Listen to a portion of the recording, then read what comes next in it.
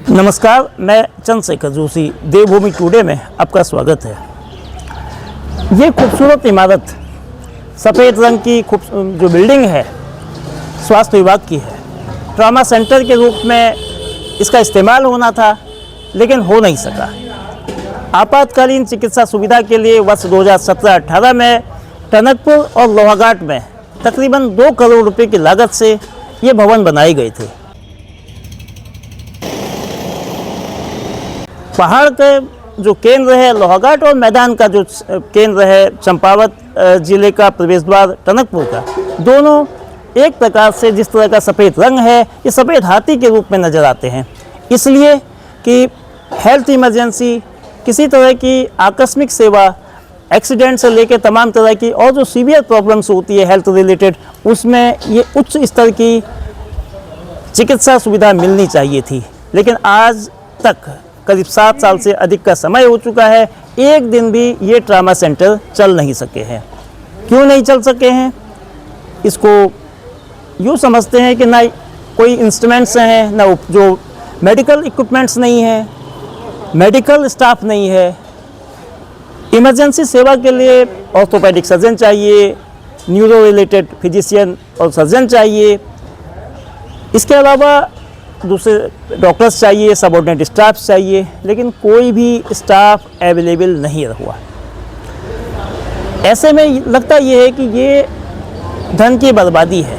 जो 2 करोड़ रुपया इन दोनों इमारतों में लगा, 2 करोड़ रुपये लोहाघाट और टनकपुर के ट्रॉमा सेंटर में लगाए, एक प्रकार से बर्बाद हो गए। आखिर जब ये चिकित्सकीय सुविधा देने के लिए जो भवन बना था वो नहीं चल रहा है, तो इसका इस्तेमाल हो कैसे रहा है?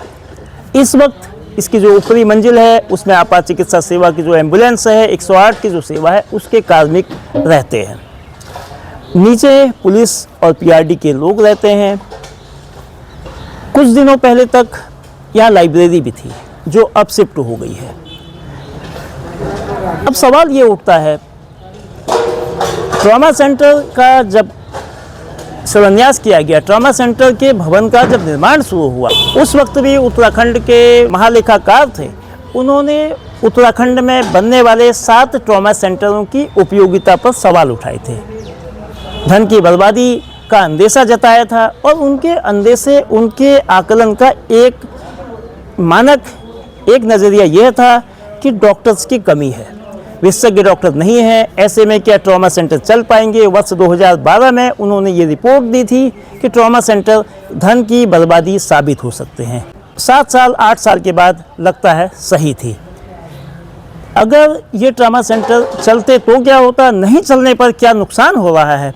इस वक्त जो पर्वतीय क्षेत्र की चिकित्सा व्यवस्था है पूरी तरह से डिस्ट्रिक्ट हॉस्पिटल चंपावत पर डिपेंड है। पाटी, बाराकोट, चंपावत का तल्ला देश और लदिया घाटी का जो इलाका है, वो जब किसी भी तरह की बड़ी समस्या के लिए नीचे उतरता है, मैदान की ओर जाता है, तो पहला केंद्र टनकपुर। अगर ये सेंटर चलता तो इमरजेंसी में लोगों को राहत मिलती, लोगों के जख्मों पे मरहम लगता, लोगों की ज़िंदगियाँ बचती। मगर उनको यहाँ से ये सुविधा न मिल के यहाँ से करीब 125 किलोमीटर दूर सुशीला तिवारी जो हल्द्वानी में है, सुशीला तिवारी राजकीय अस्पताल में जाना होता है। तमाम तरह की दिक्कतें, वक्त की बर्बादी और ऐसे में उनकी जो देरी की वजह से जानलेवा संकट मंडराता है। ये ट्रॉमा सेंटर और चंपावत ज़िले का प्रवेश द्वार या सबसे बड़े नगरीय आबादी वाला टनकपुर का जो अस्पताल है और जो ट्रॉमा सेंटर है, दोनों सीएम कैंप कार्यालय के नज़दीक है। मगर जिस निर्वाचन क्षेत्र का, जिस स्थान का विधानसभा में प्रतिनिधित्व खुद मुख्यमंत्री करते हों, वहाँ की जो स्वास्थ्य की जो दुश्वारी है, स्वास्थ्य की जो तस्वीर है, वो यकीनन कई तरह के सवाल पैदा करती है। जो पब्लिक हेल्थ सिस्टम जिस तरह से बेहतर होना चाहिए था, वो यहाँ नहीं है। ये इलाका केवल आबादी के नज़रिए से ही नहीं, केवल इसलिए नहीं कि नेपाल पड़ोस में है और नेपाल के लोग भी बड़ी तादाद में इस क्षेत्र में इलाज के लिए आते हैं। 3 महीने से अधिक का वक्त इस इलाके से 20 किलोमीटर दूर पूर्णागिरी में मेला लगता है। उत्तर प्रदेश और देश के दूसरे हिस्सों से बड़ी तादाद में लाखों की संख्या में श्रद्धालु आते हैं, उस वक्त भी जो मेडिकल फैसिलिटी चाहिए, जो मेडिकल ट्रीटमेंट चाहिए, वो लोगों को अमूमन नहीं मिल पाता है।